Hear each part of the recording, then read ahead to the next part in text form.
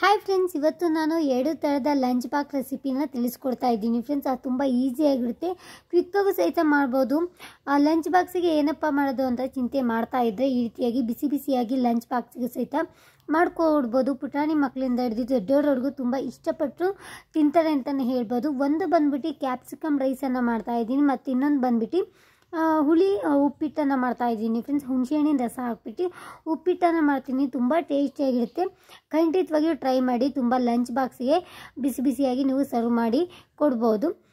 ಫಸ್ಟಿಗೆ ನಾನು ಕ್ಯಾಪ್ಸಿಕಮ್ ರೈಸನ್ನು ಯಾವ ರೀತಿ ಮಾಡೋದು ಅಂತ ಈ ಒಂದು ವಿಡಿಯೋದಲ್ಲಿ ತಿಳಿಸ್ಕೊಡ್ತಾ ಇದ್ದೀನಿ. ಒಂದು ಬಾಣಲಿಗೆ 4 ರಿಂದ 5 ಟೇಬಲ್ ಸ್ಪೂನ್ ಅಷ್ಟು ಆಯಿಲ್ ಹಾಕ್ಕೊಳ್ತಾ ಇದ್ದೀನಿ. ಸ್ವಲ್ಪ ಕ್ಯಾಪ್ಸಿಕಮ್ ಆಯಿಲಲ್ಲೇ ಫ್ರೈ ಮಾಡ್ಕೊಳ್ಬೇಕು, ಅದಕ್ಕೋಸ್ಕರನೇ ಸ್ವಲ್ಪ ಆಯಿಲ್ ಜಾಸ್ತಿ ಹಾಕ್ಕೊಂಡಿದ್ದೀನಿ. 4 ರಿಂದ 5 ಟೇಬಲ್ ಸ್ಪೂನ್ ಅಷ್ಟು ಆಯಿಲ್ ಹಾಕ್ಕೊಂಡ್ರೆ ಸಾಕಾಗುತ್ತೆ. ಸಾಸಿವೆ ಒಂದು ಅರ್ಧ ಟೇಬಲ್ ಸ್ಪೂನ್ ಹಾಕ್ಕೊಂಡಿದ್ದೀನಿ. ಜೀರಿಗೆ ಸಮ ಪ್ರಮಾಣದಲ್ಲಿ ಅರ್ಧ ಟೇಬಲ್ ಸ್ಪೂನ್ ಅಷ್ಟು ಹಾಕ್ಕೊಂಡಿದ್ದೀನಿ. ಕಡಲೆಬೇಳೆ 1 ಟೇಬಲ್ ಸ್ಪೂನ್ ಅಷ್ಟು ಹಾಕ್ಕೊಂಡು ಇವು ಮೂರನ್ನು ಸಹಿತ ಚೆನ್ನಾಗಿ ಹಾಗೆ ಒಂದ್ಸರಿ ಫ್ರೈ ಮಾಡ್ಕೊಳ್ತಾ ಇದ್ದೀನಿ. ಕಡಲೆಬೇಳೆ ಎಲ್ಲ ಚೆನ್ನಾಗಿ ಫ್ರೈ ಆದ ನಂತರ ಹಸಿ ಕರಿಬೇವನ್ನು ಹಾಕ್ಕೊಳ್ತಾ ಇದ್ದೀನಿ ಫ್ರೆಂಡ್ಸ್. ಹಸಿ ಕರಿಬೇವು ಹಾಕೊಂಡ್ರೆ ತುಂಬ ಚೆನ್ನಾಗಿರುತ್ತೆ, ಕಣ್ಣಿಗೂ ಸಹಿತ ಒಳ್ಳೆಯದು. ಮಕ್ಕಳು ಸಹಿತ ಈ ರೀತಿ ಚೆನ್ನಾಗಿ ಹಸಿ ಕರಿಬೇವನ್ನು ತಿನ್ನೋದ್ರಿಂದ ಹೇರ್ ತುಂಬ ಗ್ರೋ ಆಗೋದಕ್ಕೆ ಇಂಪ್ರೂವ್ ಆಗುತ್ತೆ ಅಂತಲೇ ಹೇಳ್ಬೋದು. ಹಸಿಮೆಣಸಿಕಾಯಿ ಹಾಕ್ಕೊಳ್ತಾ ಇದ್ದೀನಿ. ಖಾರಕ್ಕೆ ಎಷ್ಟು ಬೇಕು ನೋಡಿ ಅಷ್ಟು ನಾನಿಲ್ಲಿ ಹಸಿಮೆಣಸಿಕಾಯಿನ ಹಾಕ್ಕೊಳ್ತಾ ಇದ್ದೀನಿ. ನೀವು ಬೇಕಾದ್ರೆ ಒಣಮೆಣಸಿಕಾಯಿನೂ ಹಾಕ್ಕೊಳ್ಬೋದು, ಆದರೆ ಕ್ಯಾಪ್ಸಿಕಮ್ ರೈಸಿಗೆ ಸ್ವಲ್ಪ ಹಸಿಮೆಣಸಿಕಾಯಿ ಹಾಕ್ಕೊಂಡ್ರೆ ತುಂಬ ಟೇಸ್ಟಿಯಾಗಿರುತ್ತೆ. ಚಿಕ್ಕದಾಗಿ ಕಟ್ ಮಾಡಿ ಇಟ್ಕೊಂಡಿರುವಂಥ ಬೆಳ್ಳುಳ್ಳಿ ಮತ್ತು ಚಿಕ್ಕದಾಗಿ ತುರ್ಕೊಂಡಿರುವಂತಹ ಶುಂಠಿ ಎರಡನ್ನೂ ಸಹಿತ ಹಾಕ್ಕೊಂಡು ಹಾಗೆ ಫ್ರೈ ಮಾಡ್ಕೊಳ್ತಾ ಇದ್ದೀನಿ. ಶುಂಠಿ ಬೆಳ್ಳುಳ್ಳಿನ ಸಹಿತ ಹಾಕೋಬೋದು, ಆದರೆ ಈ ರೀತಿ ತುರ್ದು ಹಾಕ್ಕೊಂಡ್ರೆ ಚೆನ್ನಾಗಿರುತ್ತೆ. ಶುಂಠಿ ಮತ್ತು ಬೆಳ್ಳುಳ್ಳಿ ಚಿಕ್ಕದಾಗಿ ಕಟ್ ಹಾಕ್ಕೊಂಡ್ರೆ ಚೆನ್ನಾಗಿರುತ್ತೆ ಅಂತ ಹೇಳ್ತೀನಿ. ಆನಿಯನ್ ಹಾಕ್ಕೊಂಡಿದ್ದೀನಿ. ಆನಿಯನ್ನು ಸಹಿತ 1 ಮೀಡಿಯಮ್ ಸೈಜಷ್ಟು ಆನಿಯನ್ ಹಾಕ್ಕೊಂಡು ಚೆನ್ನಾಗಿ ಫ್ರೈ ಮಾಡ್ಕೊಳ್ತಾ ಇದ್ದೀನಿ. ನೀವು ನೋಡ್ತಿರ್ಬೋದು, ಆನಿಯನ್ ಸ್ವಲ್ಪ ಚೆನ್ನಾಗಿ ಫ್ರೈ ಆಗಬೇಕು. ಜಾಸ್ತಿ ಫ್ರೈ ಆದರೆ ಸ್ವಲ್ಪ ಟೇಸ್ಟಿಯಾಗಿರುತ್ತೆ ಕ್ಯಾಪ್ಸಿಕಮ್ ರೈಸು. ನಾನೇನು ಚಿಕ್ಕದಾಗೆ ಕಟ್ ಮಾಡ್ಕೊಂಡಿದ್ದೆ ಕ್ಯಾಪ್ಸಿಕಮ್, ಅದನ್ನು ಸಹಿತ ಹಾಕ್ಕೊಂಡು ಫ್ರೈ ಮಾಡ್ಕೊಳ್ತಾ ಇದ್ದೀನಿ. ನಾನು ಪುಟಾಣಿದ 2 ಕ್ಯಾಪ್ಸಿಕಮ್ ಹಾಕ್ಕೊಳ್ತಾ ಇದ್ದೀನಿ. ನೀವು ಬೇಕಾದ್ರೆ ಜಾಸ್ತಿ ಜನ ಇದ್ದೀರಾ ಅಂತ ಅಂದರೆ ಸ್ವಲ್ಪ ಜಾಸ್ತಿನೂ ಸಹಿತ ಹಾಕ್ಕೊಂಡು ಫ್ರೈ ಮಾಡ್ಕೊಳ್ಬೋದು. ಚಿಕ್ಕದಾಗಿ ಕಟ್ ಮಾಡ್ಕೊಳ್ಳಿ.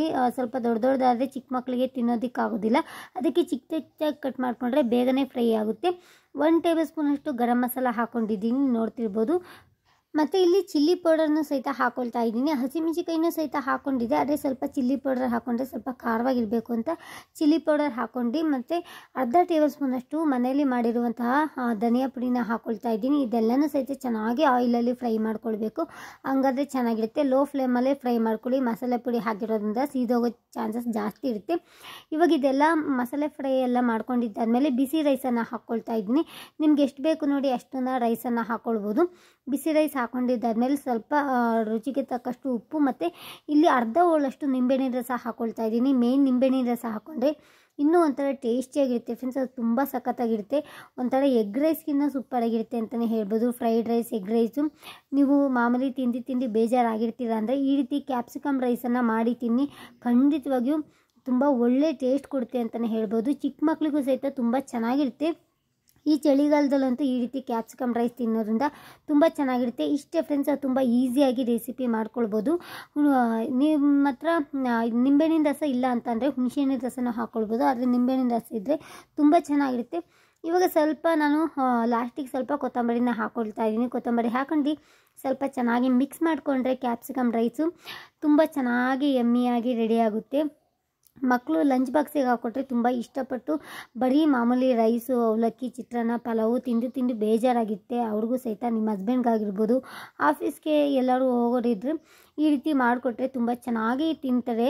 ಸೈಡ್ಸಿಗೆ ಯಾವುದೇ ರೀತಿ ಚಟ್ನಿ, ಮೊಸರು ಅದೇನು ಬೇಕಾಗೋದಿಲ್ಲ. ತುಂಬ ಅಷ್ಟು ಚೆನ್ನಾಗಿರುತ್ತೆ, ಮಾತ್ರ ಸಖತ್ತಾಗಿರುತ್ತೆ ಮಾತ್ರ. ಆದರೆ ಬಿಸಿ ಇದ್ದಾಗ ತಿಂದರೆ ಒಂದು ಸ್ವಲ್ಪ ಇನ್ನೂ ಟೇಸ್ಟ್ ಜಾಸ್ತಿ ಕೊಡುತ್ತೆ ಅಂತಲೇ ಹೇಳ್ಬೋದು. ಸ್ವಲ್ಪ ನಾನು ಪ್ಲೇಟಿಗೆ ಹಾಗೆ ಹಾಕ್ಕೊಳ್ತಾ ಇದ್ದೀನಿ. ನೋಡ್ತಿರ್ಬೋದು, ವಾವ್, ನೋಡ್ತಿದ್ರೆ ಇನ್ನೂ ಒಂದ್ಸರಿ ಮಾಡ್ಕೊಂಡು ತಿನ್ನೋಣ ಅನ್ನಿಸ್ತಿತ್ತು, ಆ ರೀತಿಯಾಗಿತ್ತು ಫ್ರೆಂಡ್ಸ್. ಖಂಡಿತವಾಗಿಯೂ ಟ್ರೈ ಮಾಡಿ. ಮನೇಲಿ ಈಸಿಯಾಗಿ ಮನೆ ಕ್ಯಾಪ್ಸಿಕಮ್ಮು ಸಹಿತ ಕಡಿಮೆ ರೇಟಲ್ಲಿದೆ, ನೀವು ಆರಾಮ್ಸಾಗಿ ಮನೇಲಿ ಮಾಡ್ಕೊಂಡು ತಿನ್ಕೋಬೋದು. ಮೇಯ್ನ್ ಇದಕ್ಕೆ ಗರಂ ಮಸಾಲ ಬೇಕಾಗುತ್ತೆ. 1 ಟೇಬಲ್ ಸ್ಪೂನ್ ಅಷ್ಟು ಹಾಕ್ಕೊಂಡಿದ್ದೀನಿ. ಜಾಸ್ತಿ ಜನ ಇದ್ದೀರಾ ಅಂದರೆ ಸ್ವಲ್ಪ ಗರಂ ಮಸಾಲ ಮತ್ತು ಕ್ಯಾಪ್ಸಿಕಮ್ ಅದೆಲ್ಲ ಕ್ವಾಂಟಿಟಿನ ಹೆಚ್ಚಿಗೆ ಮಾಡ್ಕೊಳ್ತಾ ಬಂದರೆ ಸಾಕಾಗುತ್ತೆ. ನಾನು ಮಾಡಿರೋದು ಬಂದು ಇದು ಒಂದು 3 ಜನಕ್ಕಾಗೋವಷ್ಟು ಮಾಡಿದ್ದೀನಿ ಫ್ರೆಂಡ್ಸ್. ಅದು ನೋಡ್ತಿರ್ಬೋದು, ವಾವ್, ಸಖತ್ತಾಗಿದೆ ಅಲ್ವಾ. ಹಾಗೆ ಸ್ವಲ್ಪ ಡೆಕೋರ್ ಮಾಡಿದ್ದೀನಿ ಕ್ಯಾಪ್ಸಿಕಮ್ಮಿನಿಂದ ಚೆನ್ನಾಗಿ ಕಾಣಲಿ ಅಂತ. ಹೋಪ್ಫುಲಿ ಈ ಒಂದು ರೆಸಿಪಿ ಇಷ್ಟ ಆಯಿತು ಅಂತ ಅಂದ್ಕೊಂಡಿದ್ದೀನಿ ಫ್ರೆಂಡ್ಸ್. ಓಕೆ, ಮುಂದಿನ ರೆಸಿಪಿಗೆ ಹೋಗೋಣ. ಮುಂದಿನ ರೆಸಿಪಿ ಬಂದುಬಿಟ್ಟು ಇಲ್ಲಿ ಉಪ್ಪಿಟ್ಟು, ಹುಣಸೆ ಹಣ್ಣಿನ ಹುಳಿದ್ರಲ್ಲಿ ಉಪ್ಪಿಟ್ಟನ್ನು ಮಾಡ್ತಾಯಿದ್ದೀನಿ. ತುಂಬ ಚೆನ್ನಾಗಿರುತ್ತೆ ಫ್ರೆಂಡ್ಸ್. ನನಗಂತೂ ತುಂಬ ಅಂದರೆ ತುಂಬ ಇಷ್ಟ ಈ ಒಂದು ಹುಣಸೆ ಹಣ್ಣಿನ ಉಪ್ಪಿಟ್ಟು ಅಂತ. ತುಂಬ ಚೆನ್ನಾಗಿರುತ್ತೆ. ಈ ಚಳಿಗಾಲಕ್ಕಂತೂ ತುಂಬ ಸಖತ್ತಾಗಿರುತ್ತೆ ಅಂತಲೇ ಹೇಳ್ಬೋದು. ಓಕೆ, ಬನ್ನಿ ಇವಾಗ ಏನೇನು ಹಾಕೋಬೇಕು ಅಂತ ಹೇಳ್ತಾ ಇದ್ದೀನಿ. ಒಂದು ಪಾತ್ರೆ ತೊಗೊಂಡಿದ್ದೀನಿ ನಾನು. ಒಂದು ಪಾತ್ರೆ ಸ್ವಲ್ಪ ಬಿಸಿ ಆದ ನಂತರ ಒಂದು 3 ಟೇಬಲ್ ಸ್ಪೂನ್ ಅಷ್ಟು ಆಯಿಲ್ ಹಾಕ್ಕೊಳ್ತಾ ಇದ್ದೀನಿ. ಒಂದು ಇಬ್ಬರಿಗಾಗೋಷ್ಟು ಇಲ್ಲಿ ನಾನು ಮಾಡ್ಕೊಳ್ತಾ ಇದ್ದೀನಿ. ಇವಾಗ ಸ್ವಲ್ಪ ಆಯಿಲ್ ಸ್ವಲ್ಪ ಚೆನ್ನಾಗಿ ಬಿಸಿ ಆದ ನಂತರ ಸಾಸಿವೆ ಹಾಕ್ಕೊಳ್ತಾ ಇದ್ದೀನಿ. ಮತ್ತು 1 ಟೇಬಲ್ ಸ್ಪೂನಷ್ಟು ಕಡಲೆಬೇಳೆ ಹಾಕ್ಕೊಳ್ತಾ ಇದ್ದೀನಿ. ನಿಮ್ಮ ಹತ್ರ ಕಡಲೆಬೇಳೆ ಇಲ್ಲ ಅಂತಂದರೆ ಹೆಸರುಬೇಳೆನೂ ಹಾಕ್ಕೊಳ್ಬೋದು, ತುಂಬ ಚೆನ್ನಾಗಿರುತ್ತೆ. ನನ್ನ ಹತ್ರ ಹೆಸರುಬೇಳೆ ಇರಲಿಲ್ಲ, ಅದಕ್ಕೆ ಕಡಲೆಬೇಳೆನೇ ಹಾಕ್ಕೊಂಡಿದ್ದೀನಿ. ಒಂದು ಅರ್ಧ ಟೇಬಲ್ ಸ್ಪೂನಷ್ಟು ಜೀರಿಗೆ ಹಾಕ್ಕೊಂಡಿದ್ದೀನಿ. ಚಿಕ್ಕದಾಗಿ ಕಟ್ ಮಾಡ್ಕೊಂಡಿರುವಂತಹ ಬೆಳ್ಳುಳ್ಳಿ ಮತ್ತು ತುರಿದಿಟ್ಕೊಂಡಿರುವಂತಹ ಶುಂಠಿ ಎರಡನ್ನೂ ಸಹಿತ ಹಾಕ್ಕೊಂಡು ಚೆನ್ನಾಗಿ ಫ್ರೈ ಮಾಡ್ಕೊಳ್ತಾ ಇದ್ದೀನಿ. ಮೇಯ್ನು ಈ ಒಂದು ಹುಣಸೆಹಣ್ಣಿನ ಉಪ್ಪಿಟ್ಟಿಗೆ ಇದು ಶುಂಠಿ ಮತ್ತು ಬೆಳ್ಳುಳ್ಳಿ ಹಾಕ್ಕೊಂಡ್ರೆ ತುಂಬ ಚೆನ್ನಾಗಿರುತ್ತೆ, ಅದಕ್ಕೋಸ್ಕರನೇ ಹಾಕ್ಕೊಂಡಿದ್ದೀನಿ. ಹಸಿಮೆಣಸಿಕಾಯಿ ಹಾಕ್ಕೊಂಡಿದ್ದೀನಿ. ಮತ್ತು ಇಲ್ಲಿ ಹಸಿಮೆಣಸಿಕಾಯಿನೂ ಹಾಕ್ಕೊಂಡಿದ್ದ ನಂತರ ಇಲ್ಲಿ ನಾನು ಒಣಮೆಣಸಿನ್ಕಾಯಿನೂ ಸಹಿತ ಹಾಕ್ಕೊಳ್ತಾ ಇದ್ದೀನಿ. ಫ್ರೆಂಡ್ಸ್, ನೀವು ಉಪ್ಪಿಟ್ಟು ಮಾಡೋದಾದರೆ ಎರಡನ್ನೂ ಸಹಿತ ಮಿಕ್ಸ್ ಮಾಡಿ ಹಾಕ್ಕೊಳ್ಳಿ, ತುಂಬ ಸಖತ್ತಾಗಿರುತ್ತೆ. ಮಾತ್ರ ಹಸಿಮೆಣಸಿಕಾಯಿನೂ ಹಾಕ್ಕೊಳ್ಳಿ, ಒಣಮೆಣಸಿನ್ಕಾಯಿನೂ ಸಹಿತ ಹಾಕ್ಕೊಳ್ಳಿ. ನೋಡಿ ಖಾರಕ್ಕೆ ತಕ್ಕನಂಗೆ ನೋಡಿಬಿಟ್ಟು ಎರಡನ್ನ ಹಾಕ್ಕೊಂಡ್ರೆ ತುಂಬ ಚೆನ್ನಾಗಿರುತ್ತೆ. ಇವಾಗ ಕರಿಬೇವನ್ನ ಹಾಕ್ಕೊಂಡು ಚೀಟಪಟ ಅಂತ ಸಿಡಿಯೋವರೆಗೂ ಫ್ರೈ ಮಾಡ್ಕೊಳ್ಬೇಕಾಗುತ್ತೆ. ಹಸಿ ಕರಿಬೇವನ್ನೇ ಹೆಚ್ಚಾಗಿ ಉಪಯೋಗಿಸಿ, ತುಂಬ ಚೆನ್ನಾಗಿರುತ್ತೆ. ಕಣ್ಣಿಗೂ ಸಹಿತ ಒಳ್ಳೆಯದು ತಿನ್ನೋದ್ರಿಂದ. ಬಾಯಲ್ಲಿ ಒಂದೊಂದೇ ಬೈಟು ಒಂದೊಂದೇ ಎಲೆ ತಿಂದರೆ ತುಂಬ ಚೆನ್ನಾಗಿರುತ್ತೆ ಫ್ರೆಂಡ್ಸ್. ನನಗೂ ಅಷ್ಟೇ ಕರಿಬೇವು ಅಂದರೆ ತುಂಬ ಇಷ್ಟ. ಮುಂಚೆ ಇಷ್ಟಪಡ್ತಿಲ್ಲ, ಇವಾಗ ತುಂಬ ಇಷ್ಟ. ಚಿಕ್ಕದಾಗೆ ನಾನು ಇದನ್ನು ಬೀನ್ಸನ್ನು ಕಟ್ ಮಾಡ್ಕೊಂಡು ಅದನ್ನು ಸಹಿತ ಫ್ರೈ ಮಾಡ್ಕೊಳ್ತಾ ಇದ್ದೀನಿ. ನೀವು ಬೇಕಾದ್ರೆ ಕ್ಯಾರೆಟು, ಬೀನ್ಸು, ಆಲೂಗೆಡ್ಡೆ ಅದನ್ನು ಸಹಿತ ಹಾಕ್ಕೊಳ್ಬೋದು. ನನ್ನ ಹತ್ರ ಬೀನ್ಸ್ ಇತ್ತು, ಅದನ್ನೇ ಹಾಕ್ಕೊಂಡಿದ್ದೀನಿ. ಈರುಳ್ಳಿ ಸ್ವಲ್ಪ ಹಾಕ್ಕೊಂಡು ಫ್ರೈ ಮಾಡ್ಕೊಳ್ತಾ ಇದ್ದೀನಿ. 2 ಮೀಡಿಯಮ್ ಸೈಜಷ್ಟು ಈರುಳ್ಳಿನ ಕಟ್ ಮಾಡ್ಕೊಂಡು ಹಾಕ್ಕೊಂಡು ಫ್ರೈ ಮಾಡ್ಕೊಳ್ತಾ ಇದ್ದೀನಿ. ನೋಡಿ ಸ್ವಲ್ಪ ಬ್ರೌನಿಷ್ ಕಲರ್ ಬರೋವರೆಗೂ ಆನಿಯನ್ನ ಈ ರೀತಿಯಾಗಿ ಫ್ರೈ ಮಾಡ್ಕೊಳ್ತಾ ಇದ್ದೀನಿ. ಮತ್ತು ಟೊಮೊಟೊ ಹಣ್ಣು ಹಾಕ್ಕೊಳ್ತಾ ಇದ್ದೀನಿ. ಆಮೇಲೆ ನಾನು ಲಾಸ್ಟಿಗೂ ಸಹಿತ ಹುಣಸೆಹಣ್ಣಿನ ರಸ ಹಾಕ್ಕೊಳ್ತೀನಿ. ಆದರೆ ಟೊಮೊಟೊನೂ ಸಹಿತ ಒಂದೇ ಒಂದು ಟೊಮೊಟೊ ಹಣ್ಣನ್ನು ಚಿಕ್ಕದಾಗಿ ಕಟ್ ಮಾಡ್ಕೊಂಡು ಹಾಕ್ಕೊಳ್ತಾ ಇದ್ದೀನಿ. ಚೆನ್ನಾಗಿರುತ್ತೆ ಅಲ್ವಾ, ಅದಕ್ಕೋಸ್ಕರನೇ ಟೊಮೊಟೊನೂ ಸಹಿತ ಈ ರೀತಿಯಾಗಿ ಚೆನ್ನಾಗಿ ಫ್ರೈ ಮಾಡ್ಕೊಳ್ತಾ ಇದ್ದೀನಿ. ಇವಾಗ ಟೊಮೊಟೊ, ಬೀನ್ಸು ಮತ್ತು ಈರುಳ್ಳಿ ಎಲ್ಲ ಚೆನ್ನಾಗಿ ಫ್ರೈ ಆಗಿದೆ ಫ್ರೆಂಡ್ಸ್. ನೀವು ವೆಜಿಟೇಬಲ್ಸು ಹಾಕಿ ಮಾಡ್ಕೊಳ್ಬೋದು, ತುಂಬ ಚೆನ್ನಾಗಿರುತ್ತೆ. ಆವಾಗಲೇ ಹೇಳ್ದಂಗೆ ನನ್ನ ಹತ್ರ ಬೀನ್ಸ್ ಇತ್ತಲ್ವ, ಅದನ್ನೇ ಹಾಕ್ಕೊಂಡಿದ್ದೀನಿ. ಇಲ್ಲಿ ಎಲ್ಲ ಫ್ರೈ ಆದ ನಂತರ ನೀರನ್ನು ಹಾಕ್ಕೊಳ್ತಾ ಇದ್ದೀನಿ. ನೀರು ಚೆನ್ನಾಗಿ ಮೇನು ಕುದಿ ಬರಬೇಕಲ್ವಾ, ಅದಕ್ಕೆ ಇಲ್ಲಿ ನೀರನ್ನು ಹಾಕ್ಕೊಳ್ತಾ ಇದ್ದೀನಿ. ನೀರನ್ನು ಎಷ್ಟು ಪ್ರಮಾಣದಲ್ಲಿ ಹಾಕೋಬೇಕು ಅಂತಂದರೆ, ಈ ಬೌಲಲ್ಲಿ ನಾನು ತೋರಿಸ್ದೆ ಅಲ್ವಾ, 1 ಕಪ್ಪು ರವೆ ತೊಗೊಳ್ತೀನಿ. ಇಲ್ಲಿ ನಾನು 2.25 ನೀರನ್ನು ಹಾಕ್ಕೊಳ್ತೀನಿ. ನಾನು ಮುಂಚೆ ಈಗ 2 ಕಪ್ಪಷ್ಟು ನೀರನ್ನು ಹಾಕ್ಕೊಂಡಿದ್ದೀನಿ. ಇಲ್ಲಿ ಮತ್ತೆ 1.25 ಕಪ್ಪಷ್ಟು ಹುಣಸೆಹಣ್ಣಿನ ರಸ ಹಿಂಡಿಟ್ಕೊಂಡಿದ್ದೆ ಫ್ರೆಂಡ್ಸ್, ಅದನ್ನು ಸಹಿತ ಹಾಕ್ಕೊಳ್ತಾ ಇದ್ದೀನಿ. ಮೇನ್ ಹುಣಸೆಹಣ್ಣಿನ ರಸ ಹಿಂಡ್ಕೊಳ್ಬೇಕಾಗುತ್ತೆ. ನಾನಿಲ್ಲಿ ಬನ್ಸಿರವೆ ಉಪಯೋಗಿಸೋದ್ರಿಂದ ಸ್ವಲ್ಪ ಇಲ್ಲಿ ನಾನು ಚೆನ್ನಾಗಿ ನೀರು ಜಾಸ್ತಿ ಹಾಕೋಬೇಕಾಗುತ್ತೆ. 1 ಕಪ್ಪು ರವೆಗೆ 2.25 ಕಪ್ಪಷ್ಟು ನೀರನ್ನು ಹಾಕ್ಕೊಂಡು ಚೆನ್ನಾಗಿ ಒಂದು ಸ್ವಲ್ಪ ಉಪ್ಪನ್ನು ಹಾಕ್ಕೊಂಡು ಚೆನ್ನಾಗಿ ಈ ರೀತಿ ಕುದಿಯೋದಕ್ಕೆ ಬಿಡ್ತೀನಿ. ಸ್ವಲ್ಪ ಬನ್ಸಿರವೆ ಅಂದರೆ ಸ್ವಲ್ಪ ಜಾಸ್ತಿ ನೀರು ಹಾಕ್ಕೊಳ್ಬೇಕಾಗುತ್ತೆ, ತುಂಬ ಗಟ್ಟಿಯಾಗುತ್ತೆ. ಅದಕ್ಕೋಸ್ಕರನೇ ಸ್ವಲ್ಪ ಜಾಸ್ತಿ ನೀರು ಹಾಕ್ಕೊಂಡಷ್ಟು ಚೆನ್ನಾಗಿರುತ್ತೆ. ಈ ರೀತಿ ನೀರು ಕುದಿ ಬರಬೇಕು. ನೀವು ಕುದಿ ಬರ್ದಲ್ಲೇ ಹಾಕೋಕೆ ಹೋಗ್ಬಿಟ್ರೆ ರವೆ ತುಂಬ ಅಂಟಂಟೆ ಥರ ಆಗೋದು, ಮತ್ತು ತಿನ್ನೋದಕ್ಕೂ ಸಹಿತ ಚೆನ್ನಾಗಿರೋದಿಲ್ಲ. ಮುಂಚೆನೇ ನಾನು ರವೆನ ಹುರಿದಿಟ್ಕೊಂಡಿದ್ದೆ. ಈಗ ನೋಡಿ ಚೆನ್ನಾಗಿ ಮಿಕ್ಸ್ ಮಾಡ್ಕೊಳ್ತಾ ಇದ್ದೀನಿ. ಕರೆಕ್ಟಾಗಿ ಪರ್ಫೆಕ್ಟಾಗಿ ನೀರನ್ನು ಹಾಕ್ಕೊಂಡಿದ್ದೀನಿ ಫ್ರೆಂಡ್ಸ್. 1 ಕಪ್ಪಿಗೆ 2.25 ಕಪ್ಪಷ್ಟು ನೀರನ್ನು ಹಾಕ್ಕೊಳ್ಳಿ, ಇಲ್ಲ 2.5 ಕಪ್ಪಷ್ಟು ನೀರನ್ನು ಹಾಕ್ಕೊಳ್ಳಿ. ಅದೇ ಹುಣಸೆಹಣ್ಣಿನ ರಸ ಹಾಕಿಲ್ಲ ಅಂದರೆ 2.5 ಕಪ್ಪಷ್ಟು ನೀರು ಹಾಕ್ಕೋಬೋದು. ಹುಣಸೆಹಣ್ಣಿನ ರಸ ಹಾಕ್ತೀನಿ ಅಂದರೆ 2 ಕಪ್ಪಷ್ಟು ನೀರು ಮತ್ತು ಇಲ್ಲಿ 3/4 ಕಪ್ಪಷ್ಟು ಹುಣಸೆಹಣ್ಣಿನ ರಸ ಹಾಕ್ಕೊಳ್ಬೋದು.